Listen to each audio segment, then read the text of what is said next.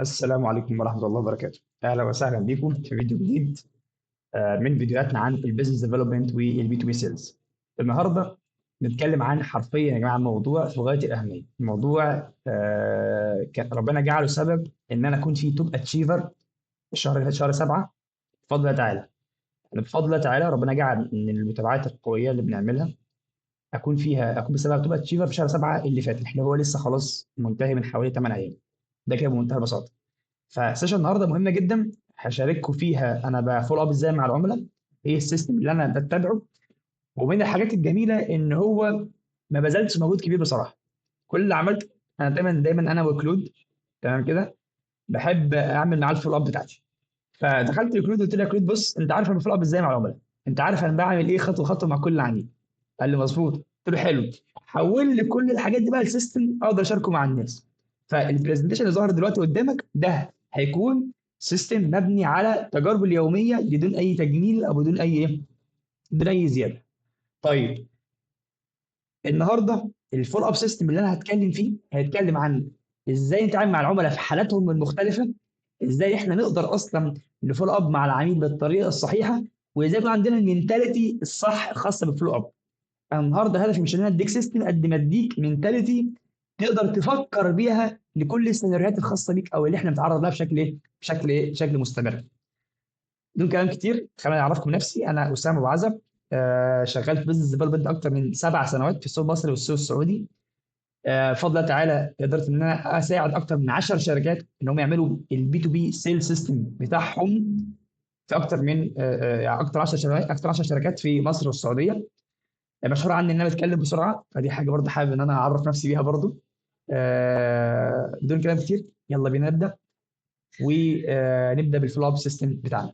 طيب دلوقتي الفولو اب او النظام اللي انا هتكلم عنه النهارده يا جماعه، هتكلم عن اكتر او هتكلم عن مراحل مختلفه بنمر بيها. ولازم نعرف ان الفولو اب مش بيبدا من بعد الميتنج بتاع العميل او مش من بعد المكالمه، لا، ده الفولو اب بيبدا من اول ما اكلم العميل او من اول ما ابدا احتك بيه اصلا. واضح كده؟ تقول ازاي مثلا هفولو اب معاه وانا في الميتنج؟ لا مش كده، بس هقول لك ازاي بيبدا من اول ميتنج مع العميل او من اول مكالمه مع العميل. قسمت لك النهارده السيشن بتاعتنا ل يعني مراحل مختلفه. اولهم هو ليه اصلا نعمل نظام للمتابعه.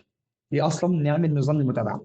ليه؟ لان يا جماعه بشوف ناس كتير جدا او الناس اللي هي لسه خبرتها بسيطه في المجال بتتعامل بتتعامل مع كل عميل بنفس الطريقه، بنفس عدد المتابعات، بنفس الرسائل، بنفس التوقيت، ومفكره ان هي تحصل على نفس النتيجه. طبعا ده خطا كبير جدا. ده كده اول حاجه عايزك تفهمها، ان مش كل عملاء ناسبها نفس المتابعات او نفس صيغه الرساله او نفس التوقيت حتى اللي بتابع معاه مع العميل اصلا.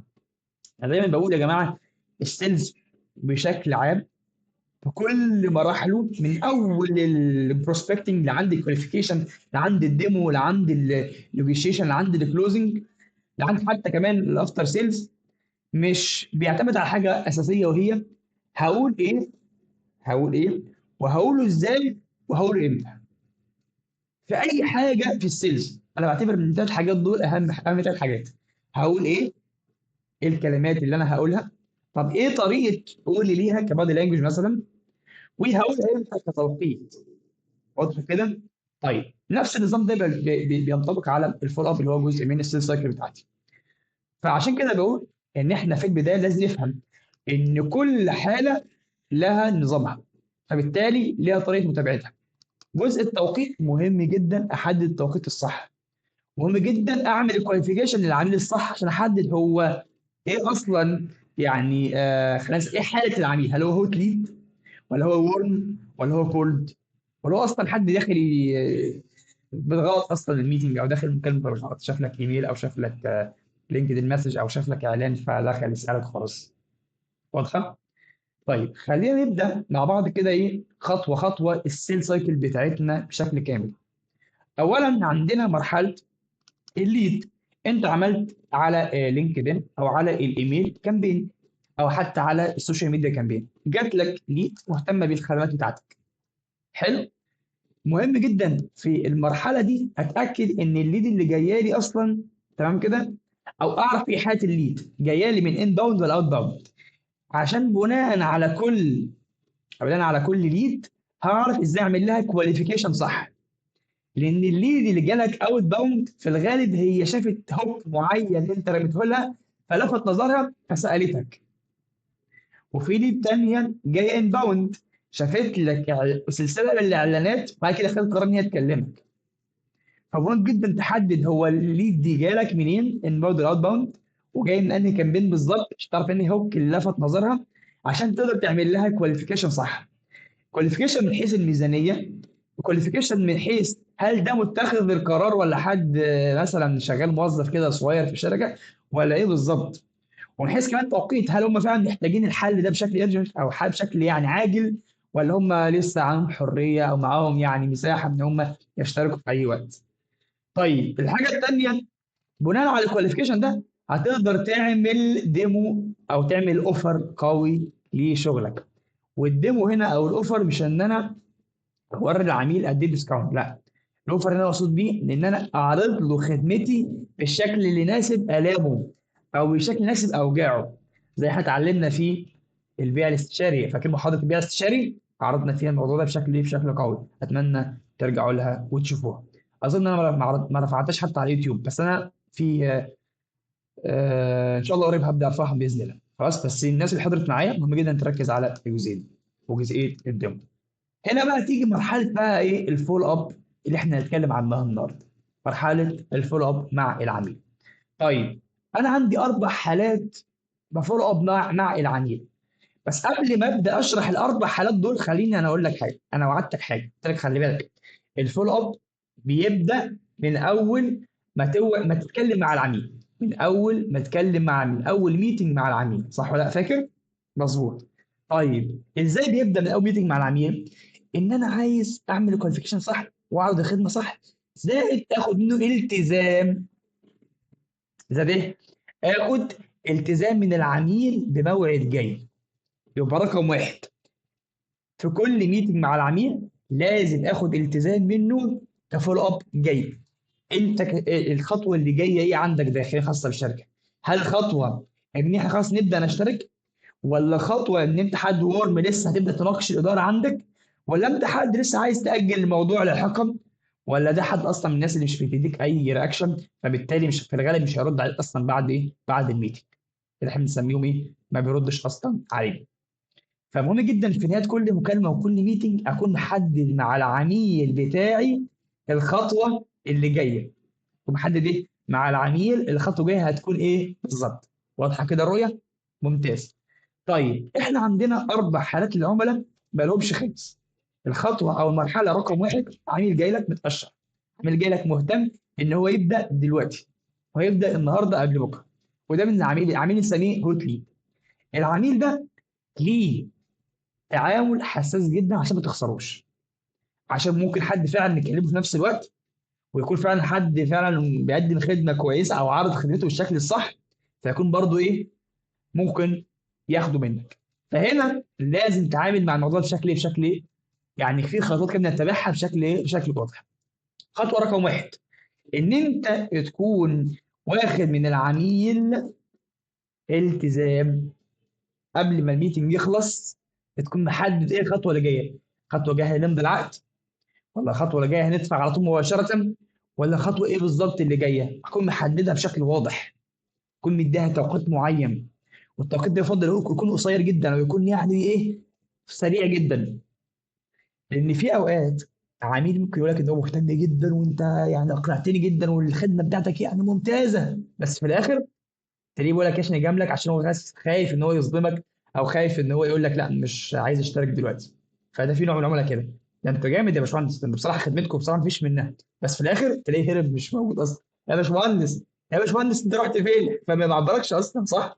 بيحصل لنا كلنا حاجه زي كده، ودي حاجه طبيعيه. فمهم ان تحدد تاخد منه التزام واضح، وتقدر تكتشف فعلا هل هو فعلا عميل بيجاملك ولا عميل فعلا عنده ألم حقيقي. وده بيظهر من اجتماعك معاه. هل فعلا خلال اجتماعك كان بيتكلم عن آلام حقيقية عنده، عن مشاكل حقيقية بتخسره بتستنزفه وقت ومجهود وفلوس بشكل مستمر، ولا هو عميل كان بيتكلم بشكل عام او كان بيتكلم دايما هو يعني مناقشه عاديه خالص ما فيهاش اي نوع من انواع الاستعجال او يعني الامر يعني مش بتثير عنده امر طارئ زي ما احنا بنقول. فمهم جدا تعرف هل هو عميل بيجاملك ولا عميل فعلا متحمس او عميل فعلا محتاج ضروري دلوقتي الخدمه اللي انت بتقدمها.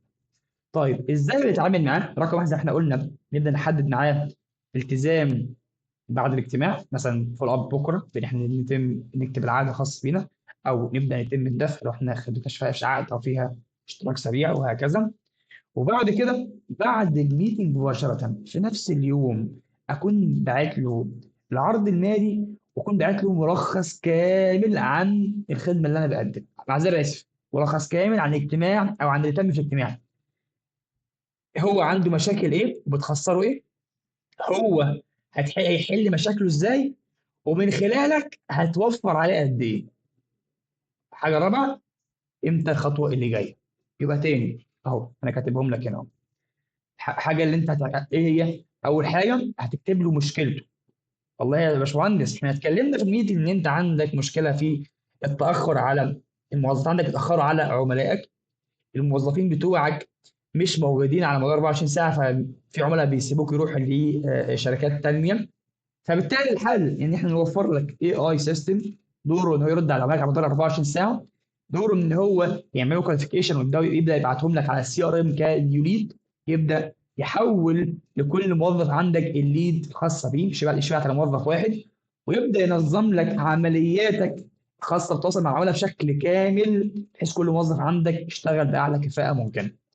رقم اثنين، اتكلمنا عن المشكله واتكلمنا على الحل بتاعها، نتكلم على ده هيوفر عليه. والله يا باشمهندس احنا عرفنا ان ده بيخسرك في اليوم حوالي 5 عملاء، وانت قلت لي ان متوسط التيكت لكل عميل حوالي $100. $100 يعني في 5 عملاء يعني $500، يعني في الشهر احنا بنخسر كام؟ $500 في 30 يوم، يعني نتكلم في حوالي 1000 كام؟ فكروني يا جماعه، حوالي $15,000 شهريا. فكروا بألم الخساره. وانا النهارده بالحل بتاعي اللي هو 10% من التكلفه دي بقدر اساعدك انت تسترد عملائك اللي بتخسرهم لصالح منافسك، وبتحدد له في نفس الرساله الخطوه التاليه ايه. واضح؟ الموضوع ده كده واضح معانا؟ ممتاز.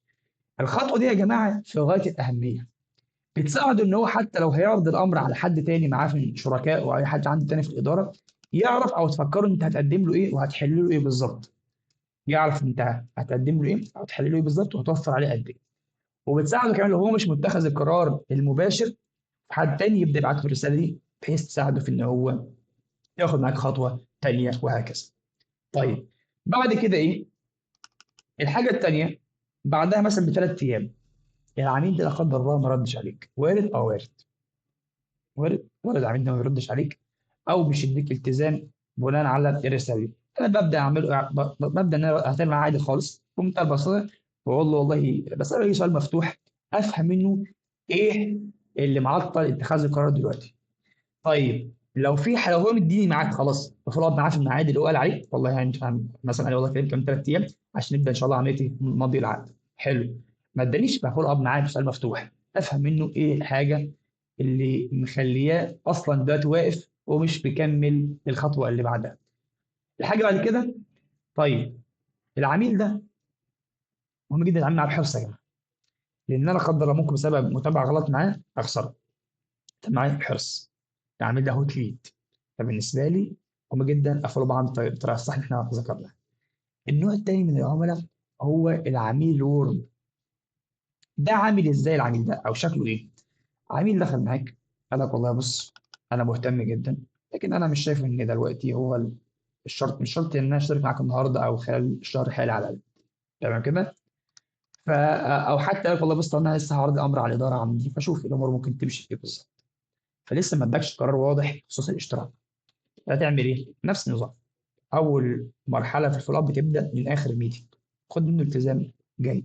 قول له طب انت قلت لي دلوقتي ان انت المفروض المرحله الثانيه عندك انت تعرض الامر عندك على الاداره صح؟ يا مظبوط. طب انت متوقع تعرض عليهم الموضوع ده امتى ان شاء الله؟ والله ان شاء الله ممكن يوم الاحد الجاي او بعد 4 ايام بمعنى صح. ممتاز. طيب خلاص، خلي بينا فولو اب يوم الاحد الجاي ان شاء الله، او خلينا يوم الاثنين افضل، بحيث ان يبقى عدى تاني يوم باذن الله، اعرف منك ايه اللي حصل مع الاداره، عشان بناء عليه نحدد خطواتنا اللي جايه مع بعض ان شاء الله. فمهم جدا تكون ايه خدت الخطوه دي مع كل العملاء يا جماعه. خطوه اللي هو تغلق وانت تعمل كلوزنج للميتنج، مهم جدا تحدد الخطوه اللي جايه. طيب نفس الموضوع هعمل معاه، هعمل معاه ايه؟ رساله فيها ملخص اجتماع. نفس الموضوع بالظبط زي بس بعمله هناك هعمله هنا برضه بالظبط. وبعد كده بعد 5 ايام، او خلينا نقول قبل او بعد الميعاد عادي، ببدا اشاركه كيس ستادي بالعملاء اللي اشتغلنا معاهم قبل كده وحققوا معانا النجاح. العميل ده مش هوت ليد، مش فارق معايا يشترك معايا النهارده، مش عنده مشكله تخليه يستدعي ان هو يشترك معايا النهارده ضروري، او مش النهارده، مش قصدي في نفس 24 ساعه، لا قصدي دلوقتي او قصدي خلال الفتره الحاليه، مش عنده حاجه تستعجله لكده. فدايما لما اشارك معاه كيس ستاديز او دراسه حاله لعملاء تانيين اشتركوا معانا وحققوا نتائج فعليا، بتاثر على اتخاذ قراره، سواء هو بيعرض امر على الاداره، او حتى لما عرض الامر مثلا شاف ان هو مش ده الميعاد المناسب، ده بيخليه يفكر اكتر في ان هو ممكن يبدا معاك اسرع من قبل كده. طيب الحاجه الثانيه اللي ممكن برضو اعملها، ان انا ابدا اسال سؤال واضح: انت ايه اصلا الحاجه اللي مخليك يعني متردد تبدا دلوقتي؟ هل مثلا التوقيت مش مناسب بالنسبه لكم، ولا انت شايف ان الميزانيه حاليا مش مناسبه، ولا شايف ان انت مش يعني مش عارف ازاي ممكن نساعدك؟ وارد او وارد. في عملاء كتير جدا بيخلصوا اجتماع مش عارفين اصلا انت هتساعدهم ازاي، او انت ما قدرتش توضح لهم ازاي انت ممكن تساعدهم. مهم جدا اعرف الشخص ده ايه اصلا اللي اجل القرار. واضحه الرؤيه هنا؟ ممتاز. طيب الحاجه الثانيه اللي انا بعملها، طب العميل لو ما ردش على كل المراحل دي، او ما ادانيش اصلا اي التزام واضح، مثلا ما قاليش مثلا كلمني كمان شهر، ما قاليش مثلا لا احنا اجلنا عشان والله الميزانيه مش مناسبه، لكن ان شاء الله هنعمل حسابها في ميزانيه الشهر الجديد، او اي ما ادانيش التزام جاي، اعمل ايه؟ ببعت له رساله بسيطه خالص، بقول له والله بص يا استاذ محمد، انا كنت بتابعك الفتره اللي فاتت، الهدف ان انا اساعدك ان انت تحل مشاكل كذا كذا كذا، بس انا ما استقبلتش منك رد حلو، فالعادي مش اهم حاجه، انا ان شاء الله اسمح لي ابعت لك كل شهر كده ابديت جديد بكل اللي بيحصل عندنا في الخدمه، بحيث تكون دايما معايا بكل جديد، وبحيث ان نشارك بعض كل التحديثات. واسكت خلاص وانتهى الموضوع، وقف مع الرساله على كده.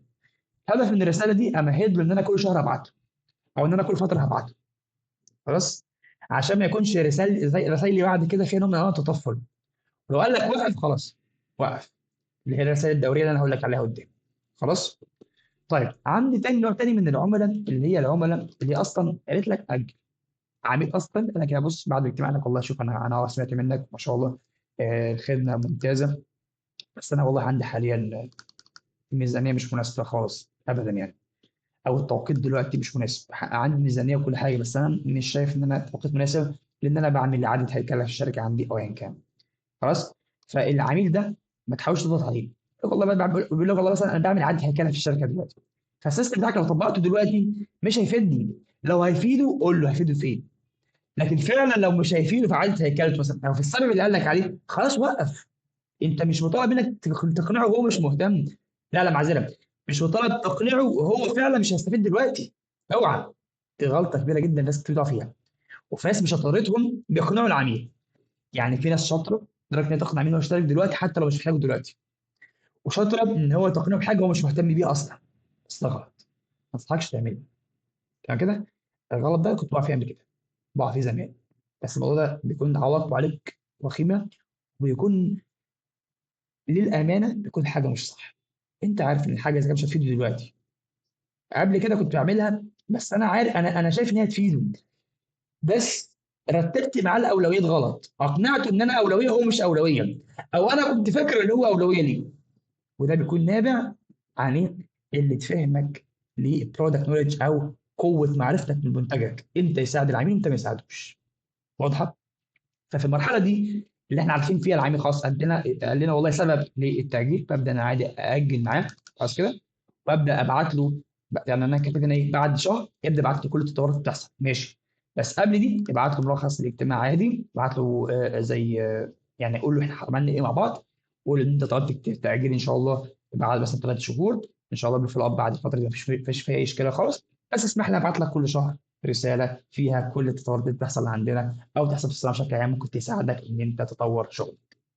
هتلاحظ ان الرساله دي اللي هي ظاهره قدامك دي ايه؟ اللي هي رساله ايه؟ فيها قيمه واضحه، الرساله اللي فيها ايه؟ قيمه واضحه. معذره خلينا كده ايه.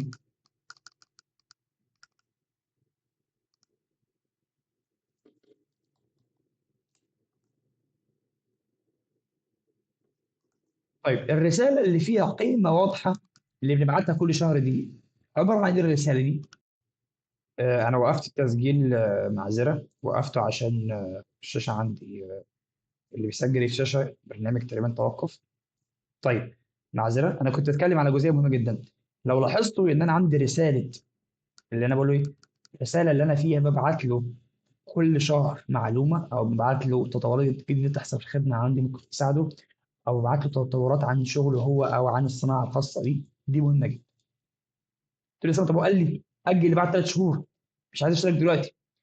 لكن لازم كل شهر او كل شهر ونص او كل فتره محدده تكون مثلا شهر شهر ونص تبعت له احدث التطورات عن المجال، اللي من خلالها ممكن تساعده انه يطور في شغله، تساعده انه ياخد قرارات افضل في شغله، او حتى تساعده ان هو يفكر في اولوياته بناء على كلامه معاك، واولويات ان هو يشترك معاك دلوقتي او يشترك معاك بعدين. فالقرارات دي يا جماعه، او معذره، الفول اب بالفاليو دي بتساعد العميل ان هو يرتبط بيك اكتر، معدل الولاء بيزيد عنده اكتر ليك، دايما بتكون دايما حاضر عنده وحاضر في ذهنه. فاللي بيأجل التواصل مثلا لفترة طويلة أكتر من شهر، أكتر من شهر ونص، في المرحلة دي أو في الحالة دي لازم كل شهر أو كل فترة شهر شهر ونص تبعت له حاجة جديدة تحصل في المجال، حاجة من خلالها يفتكرك ويفتكر الشركة بتاعتك، عشان لما يحتاجك يبدأ يكلمك مباشرة. يعني ممكن فعلا قرار تأجل 3 شهور أو لو ل6 شهور، بس قبلها يكون حصل حاجة خلت القرار يتاخد بشكل أسرع شوية، فتكون أنت اللي حاضر مش المنافس بتاعك. واضحة كده؟ طيب بعد الفتره اللي هو قال لك عليها، تقول له والله طب انت استاذ محمد احنا كنا اتكلمنا من 3 شهور عن كذا كذا، قلت لي ان احنا هنأجله لمده 3 شهور، هل شايف دلوقتي الوقت المناسب ان احنا نبدا ان شاء الله ونستكمل الموضوع، خصوصا ان احنا عندنا تطورات كذا كذا كذا ممكن تساعدك اكتر. فبعد فتره عادي، بعد فتره شهرين شهرين او ايا كان، قال لك انت ابدا ان انت فولو اب معاه الشاب بناء على طلبه عادي جدا. بس ده غير مرتبط بميعاد هو قال لك عليه، اللي هي الرساله اللي بتضيف له مثلا فيها تحديث عن الصناعه، تطور جديد حصل عندكم، او بنتيجه ممكن تهمه وهكذا. خلاص كده؟ ممتاز. وهتلاحظوا ان الفايل اللي انتوا هتكونوا عاملينه اللي فيه رسائل ممكن تفولو اب بيها مع العملاء بيتناسب كل العملاء. اي عميل بيحتاج النوع ده من الرسائل، الرساله بتضيف له قيمه بشكل مستمر ممكن تخليه يرتبط بك. طيب عندنا النوع بقى الاخير من العملاء، ودي نسبه كتيره جدا عند معظم الناس، وده واضح جدا لكل الناس، يا جماعه ما فيش اي مشكله ده طبيعي. العملاء اللي ما بيردوش خالص، ايا كان قال لك اجل، ايا كان قال لك انا عايز ابدا بكره، ايا كان قال لك انا هشوف الاداره، العملاء دول كلهم معرضين ان هم ما يردوش عليك اصلا. خلاص. كل عميل بعد ما خلص معاه السيكونس بتاعه اللي انا عامله لك ده، تمام كده، ابدا معاه ابدا معاه بالسيكونس ده. يبقى كل العملاء اللي انت الثلاث حالات دول، اللي هو الهوت او الورم او اللي بيأجل، لو ما ردش عليك ابدا معاه بالسيكونس ده. بعد ما تخلص المراحل اللي أنا قلت لك عليها دي، اصل ان انا في الورم هنا قلت لك ايه، بص، ابعت له الملخص، شاركه دايما كيس ستاديز، ابعت له سؤال بيساله عن التردد او انت ايه ليه بتاجل قرارك، وابعت له بشكل مستمر ايه يعني خلينا نسميها ايه، ابديتس او تحديثات عن مجالي. بعد كده ابدا في السيكونس ده. بس هتبدا منين؟ ما تكررش. انت هنا لو لاحظت ان انت اول 3 مراحل انت اصلا عاملهم هنا، او بمعنى اصح معذره، اول 3 مراحل انت عاملهم هنا اصلا، بس الاخيره الحاره الاخيره اللي هي قرار الاغلاق، قلت له والله بص، انا لاحظت هتزود على دي، انا لاحظت ان انت دلوقتي يعني مش متاح، او مش يعني مش شايف ان الوقت ده مناسب، انا عارف، فعشان كده اسمح لك كل شهر فولو اب كده معاك متابعه بسيطه لاخر لو دي تحصل في مجال، بحيث ان هي تساعدك تطور من شغل اكتر، وفرصه كويسه ان احنا ايه يكون بينا يعني تاتش بوينت او بينا تواصل كل فتره. يبقى انت هنا العملاء اللي ما بيردوش اصلا خالص هتتعامل معاهم بالموضوع ده اللي هو ايه، اول مره ببدا ان انا ايه، ببدا ان انا احاول افتح معاه كلام، وابدا وانا هقول لكم يا جماعه انا بفتح معاه كلام ازاي. طبعا ده كله يا جماعه بعد ما اكون بعت له ملخص عن الاجتماع، بعد ما اكون عملت له يعني خلينا نسميها كده ايه، خدت منه التزام وبعت له ملخص عن الاجتماع، وجيت افولو اب معاه يوم الالتزام ما ردش عليا. قال والله كلمني بعد يومين عشان نشوف اعرفك عملت ايه مع الاداره، ما ردش. خلاص ابدا من انت ايه، ابدا ابعت له هنا ايه، يعني سؤال متكرر زي مثلا والله يا استاذ محمد انا طبيعه عملائي لما بعت لهم العروض بيكون دايما عندهم سؤال عن البند الفلاني في العقد، فهل السؤال ده بتتعرض انت برضه واقف معاك ولا واضح بالنسبه لك؟ ارمي اي سؤال من الاسئله الشائعه، او يعني افترض ان هو عنده سؤال من الاسئله الشائعه اللي انت بتتعرض لها، ده تخليه يفكر اكتر ويقول لك ده انا فعلا واجهني سؤال في المكان الفلاني ما ردش عليك. ابدا قول والله طب بص، انا حابب اشارك معاك كيس ستادي لاحد عملائنا كان في نفس حالتك وساعدنا ان هو يضاعف مبيعاته بنسبه مثلا 100%، نسبه 200% مثلا، وهكذا. طيب هنا مثلا تقدر تسال والله طب بص يا أستاذ محمد، انا كلمتك اكتر من مره بس انا شايف ان هو ما فيش رد من خلال حضرتك.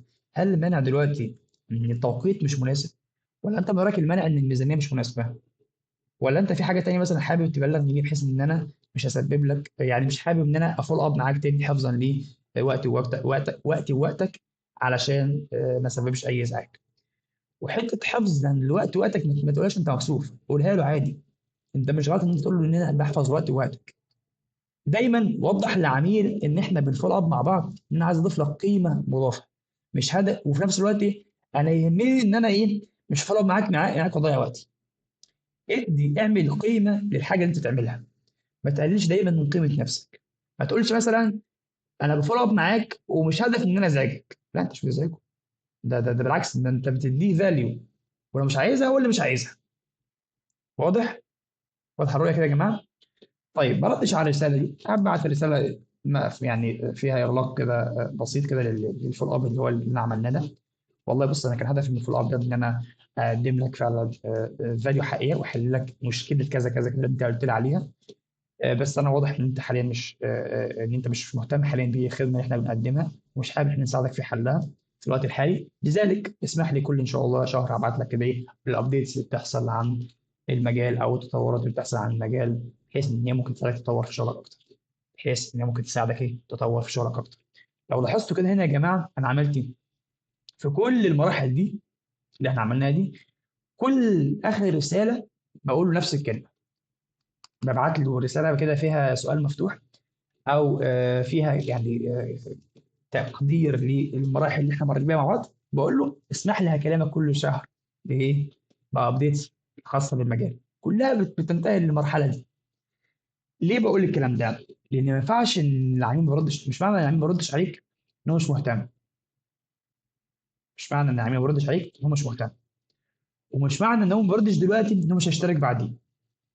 بفضل الله بفضل الله تعالى وتوفيق ربنا، كل عملاء اللي كانوا اشتركوا معايا الشهر اللي فات شهر 7 اللي كنت فيه توب اتشيفر على الشركه عندي، كانوا كلهم ناتجين عن الفول اب الدوريه، مش الفول اب دي اللي هي كانت لا، يعني هم اظن من ضمن 70% منهم تمام كده كانوا ناتجين عن الفول اب اللي هو كل شهر مره ببعت له ابديتس المجال، ابديتس عن خدمتنا، ببعت فاكس ستابز لعملاء حققوا نجاحات شبه اللي هو كان بيحتاجه او شبه المشاكل اللي هو كانت بتواجهه وهكذا. ف فانا دايما بتكلم يا جماعه ان الفول اب مهم جدا، والفولو اب الدوري للعملاء اللي هم مش بيردوا ده مهم جدا برضه. بعمله كل امتى؟ كل شهر او كل شهر ونص في الحدود دي، او مش اكتر من كده، ممكن كل شهرين ممكن كل شهرين عادي، تمام؟ حسب حاله العميل وهكذا.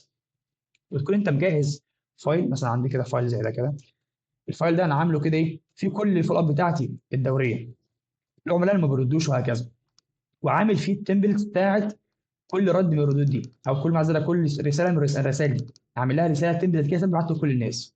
مثلا عندي هنا مثلا العملاء بتوع مثلا منهم ما بيردوش، عامل لكل رساله لكل عنوان من ده او كل نوع من الرسائل دي ليها التيم بتاعها جاهز ابعته على طول. بس ممكن بس بقى بعمل كاستمايزيشن حسب كل عميل حسب الوضع بتاعه وهكذا. واضحه كده؟ طيب خليني هنا ننتقل للجزئيه اللي بعد كده ان هي في غايه الاهميه. تمام كده يا شباب؟ طيب نيجي بقى نقطه في غايه الاهميه، وبشوف ان هي مهمه لاي حاجه انت تعملها، انت تحط كي بي ايز او ارقام لكل حاجه انت تعملها، فولو اب، ميتينجز، ديموز، كولز، ايا كان حاجه، ايا كان السيلز اكتيفيتي اللي انت بتعملها، المهم تحط لكل اكتيفيتي الايه الارقام بتاعتها بشكل واضح جدا. طيب هنا مهم جدا تقارن، تشوف انت عندك كم عميل بتحول من ليد لفرصه فعليا، لو عميل مهتم فعلا، كام فرصه بيتم اغلاقها بالفعل. طيب لازم تعرف انت متوسط عدد المرات او عدد الفولو اللي بتعمله مع العميل عشان لحد ما يغلق معاك. يعني كم مره بتضطر تتابع مع العميل عشان يغلق معاك بالفعل. حط متوسط لنفسك وقيسه. حتى عندك على السي ار ام ممكن تقيسه السي ار ام عادي جدا. انت عندك سي ار ام ايا كان نوعين، بتلاقيه بيطلع لك اناليسيز عن الموضوع ده. مين العملاء اللي انت بتوديهم للباركينج، اللي هو ايه الباركينج يا جماعه؟ هم العملاء اللي احنا بنبعتهم كل شهر مره دول، وما كانوش بيردوا او ياجلوا او ايا كان. كام واحد اتحول من الباركينج، او العملاء اللي هم كانوا كل فتره بفول اب معاهم وما كانوش بيردوا عليا، وبعد كده ردوا في مرحله من المراحل. كام عميل رجع من العملاء دول؟ كل مثلا في السنه بيرجع لنا مثلا من كل 100 عميل بيرجع مثلا 20. حلو. ده ظبط وشوف ايه ارقامك، وابدا اقارنها وشوف هل القرارات دي بالنسبه لك مجزيه ولا لا. وهنا تكون مجزيه ولا لا من خلال سؤال زمايلك عن تجاربهم، تسال ناس شغاله في نفس المجال، تعرف ايه طبيعه ارقام المجال ده، ان كل مجال له ارقام خاصه تختلف من شركه لتانيه. بس انا انصحك ابدا بزمايلك. طب يا جماعه انتوا ارقامكم ايه؟ طب كم عميل بيرجع لكم؟ بحيث تشوف متوسطاتهم وتشوف تقارن بنفسك، هل ده مش صح ولا مش غلط، ولا انت اقل من الطبيعي ولا انت اعلى من الطبيعي، وهكذا. فدي مهمه جدا في المرحله دي. طيب اللي انا عايز اقوله هنا برضو تاني يا جماعه في موضوع الفولو اب، ان انت لازم تدرك ان العميل عايز فاليو. الفولو اب بتاعك، انا بكلمك النهارده عشان نبدا، وبكلمك النهارده بتابع معاك عشان نبدا الشغل مع بعض، بتابع معاك عشان انت قلت لي هنكمل التواصل النهارده 20. في كل مره لازم تضيف فاليو للعميل. بمعنى انت بتكلمه النهارده عشان في التزام بينكم. تعالى يا استاذ محمد، اخر مره كنا اتكلمنا عن انت عندك مشاكل زي اكس واي زد، وعرفنا ان الحل بتاعها 1 2 3، وكنا اتفقنا النهارده في عندنا هنتكلم هنتناقش عن نتيجه اجتماعك مع الاداره. الفاليو انت ضفتها هنا ايه؟ ان انت فكرته بمشكلته، فكرته بحلك، وبعد كده دخلت له ايه؟ قلت له ايه؟ ان احنا منتظرين كذا كذا. مش دخلت على طول قلت له حابب اعرف منك راي الاداره. دايما ضيف حاجه جديده. الفاليو هنا مش شرط حاجه يا جماعه ياخدها يروح يشتغل بيها يعني. طبعا الفاليو هنا قصدي قيمه للفولو اب بتاعتك، قيمه تخليه ياخد بناء عليها اكشن، والاكشن ده قد يكون هو يفكر في مشكله تاني، خليه يفتكر الالم اللي عنده، وهكذا. تمام؟ فاهمين معنى كلمه فاليو هنا يا جماعه؟ عشان ما تفكرش ان فاليو دي ان انا مثلا معلومه دي معلومه، هي المعلومه دي فاليو. اللي ودي اللي احنا بنعمله في الباركنج، ان هو كل عميل بنبعت له كل فتره فاليو جديده كمعلومه او كتطور جديد بيحصل في السوق. ده فعلا حقيقي وده صح. بس انا بتكلم على اي فولو اب بقى بشكل عام، مش هضيف له معلومه. بس مهم ان انا اخلي الفولو اب بتاعتي حيه، اخليها روح، خليه يعني تشجعه انه ياخد خطوه معاك جايه، وهكذا. ده كده بمنتهى البساطه موضوع الفاليو دي مهمه جدا في الفولو اب بتاعتك. برضه حاجه تانيه مهمه، ممكن تخلي معلومه ما تقولهاش في الميتنج وتحاول تضيفها في الفولو اب بتاعك. اصل محمد انا عندي تحديث جديد عن خدمه خاصه بيا ما قلتوش في الاجتماع، اللي هي 1 2 3، هل شايف انها مفيده ليك؟ وهكذا. ممكن تعملها مع الابديتس بتاعت كل شهر، او الفولو اب اللي هو الشهري.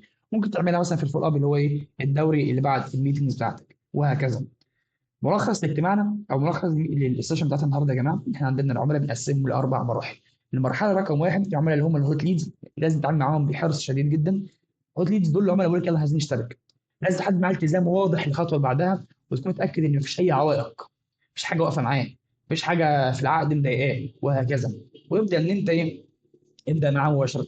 طب افرض في حاجه مثلا مضايقاه، او في حاجه مثلا فعلا عنده مشاكل فيها وعايز يصلحها، عادي خد معاه ابدا اديه التزام او اديه موعد تاني. مثلا نفترض حاجه تعديل في العقد، ابدا خد معاه الوعد تاني مثلا مع الاداره بتاعتك، ان احنا نخش نتناقش في العقد مع بعض. او مثلا علق لك على نقطه معينه وعايز تحط استثناء، يبدا دي موعد مثلا معين ترد له فيه خبر، وهكذا. فمهم جدا نتعامل مع الموضوع ده بايه بحرص شديد. العملاء اللي هم الهوت ليدز، العملاء اللي هم الورم، لازم تعرف ان العميل ده مش محتاج ضغط عليه، بس محتاج تتعامل معاه بذكاء. يعني ايه بذكاء؟ يعني اكون فاهم ان العميل ده الضغط عليه مش هيجيب نتيجه، هو هيدفع لك فلوس، فهو عايز يتاكد لما يدفعها هيستفيد بيها في الفعل. فده يحصل ازاي؟ لما تاخد واحده واحده. بدأ بعت له ملخص الاجتماع اللي فيه المشكله وفي الحل وفي العائد الخاص بيه. بعد كده عملت فولو اب معاه مثلا بكيس ستادي. بعد كده عملت معاه فولو اب مثلا ان انت بعت له مثلا مثلا دراسه حاله، او خلينا نسميها اللي هو ايه، حاجه انا بحب اعملها يعني، اللي هو ابعت له هو هيوفر قد ايه وهيكسب قد ايه من الحل بتاعي او المشكله اللي انا هحلها له في الخدمه بتاعتي.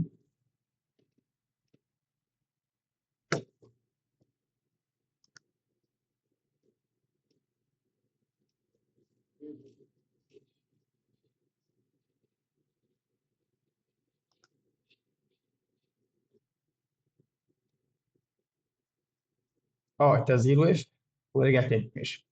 طيب نكمل تاني. يبقى الفول اب مع العميل يكون بحرص، ما تضغطش عليه عشان كل مره حاجه جديده تخليه ياخد القرار او تخليه ان هو يفكر اكتر في قراره. العملاء بقى اللي هم قالوا لك عايزين نأجل لميعاد معين، عادي يقولوا حاضر ان شاء الله هكلمك ان شاء الله في الموعد الفلاني ونكمل الموعد وقتها. العميل ده لو انت شايف ان اولوياته فعلا مترتبه صح او هو قال لك عليها صح، ماشي. يعني لو انت فعلا شايف ان التأجيل فعلا قرار لصالحه، اه اجل عادي. لو التأجيل مش لصالحه قول لا، خلي بالك انت لو اجلت انت دلوقتي بتعاني من مشكله واحد من ثلاثه اللي انت بتحلها دلوقتي. فلو اشتركت معايا دلوقتي هتحل مشكلتك اصلا، فبالتالي هتساعدك ان انت تحل مشاكلك الحاليه اسرع من ان انت تأجل. فلو العميل فعلا تأجيله مبني على ان فعلا انت ده مش وقت مناسب ليك، ماشي خلاص خد منه القرار واجل عادي. لكن نفترض ان فعلا ان في لا ان مش ان الحل بتاعك هيحل مشكله حقيقيه، خلاص ابدا رتب معاه الاولويات. طيب العميل بقى الاخير هو ما بيردش خالص ولا بيعبرنا اصلا، خلاص فولو اب معاه بالطريقه اللي قلت لك عليها، شارك معاه دراسه الحاله بشكل مستمر. يبدا يبعت له اسئله مفتوحه زي انت تعرف المانع ايه دلوقتي، هل المانع مثلا في الميزانيه ولا المانع مثلا في التوقيت ولا ايه بالظبط. ودايما الفولو اب زي ما قلت لك مش يكون عام انت احنا وصلنا لايه، احنا بتابع معاك خصوص اشتراك، لا الحاجه ما ينفعش. طب ايه المانع دلوقتي، لا اقول له يعني مثلا هل المانع معاك في التوقيت، في الميزانيه مثلا، شركائك عندك مثلا مش مقتنع بالخدمه الحاليه ولا ايه بالظبط، الخدمه مش واضحه بالنسبه لك. فانت دايما دي اوبشنز، دي حاجات يفكر فيها، ما تحطوش يفكر، ما تسيبوش لدماغه معنى صح. كل الحالات دي كلها ايا كان وضعها ايه، اللي ما اشتركتش يعني، اللي اشترك خلاص طبعا، اللي استجاب معاك الفولو اب واشترك حلو. طب اللي ما اشتركش كل شهر او شهر ونص او شهرين بالكثير حسب حاله العميل بشارك معاه احدث تطورات السوق، احدث تطورات في مجاله، احدث تطورات عندك اللي تساعده ان هو دايما يفتكرك. لما ياخد القرار ياخده معاك انت، عشان انت اللي كنت بتفيده بشكل مستمر، انت كنت بتبعت له تطورات مستمره عن السوق، عن خدمه بتساعده ان هو تساعده في شغله، تبعت له خطط تساعده في شغله ان هو يطورها عنده، وهكذا. اتمنى اكون فدتكم بالفول اب سيستم بتاعي، اتمنى اكون اضفت لك فعلا فاليو حقيقيه للشغل. المبيعات مش مجرد كلام، المبيعات لازم تكون مبنيه على تجارب حقيقيه، مبنيه على يعني كيس ستاديز حقيقيه مع العملاء. لان انت لو مش عندك في المبيعات خبره حقيقيه طالع تتكلم، صدقني الموضوع هيكون مجرد كلام في الهواء، مجرد كلام ملوش اي قيمه. فلازم نتاكد ان احنا كل حاجه بنقولها مبنيه على تجارب، تجارب غير تجاربك. فلذلك عايزك تشاركنا رايك، لو عندك اي تجارب تانية حابب تشارك معانا شاركنا في الكومنتس ان شاء الله، حابب اسمع رايكم. ومعانا ان شاء الله استناك ان شاء الله باذن الله هشارك معاكم فيديو جديد كل سبت زي ما متعودين. الفيديو اللي جاي نتكلم عن الكلوزنج سكيلز، في غايه الاهميه الفيديو ده. اتمنى اسمع رايكم في الكومنتس، وعندكم اي افكار ثانيه لمحتوى ثاني شاركوني بيه. شكرا لكم، السلام عليكم ورحمه الله وبركاته.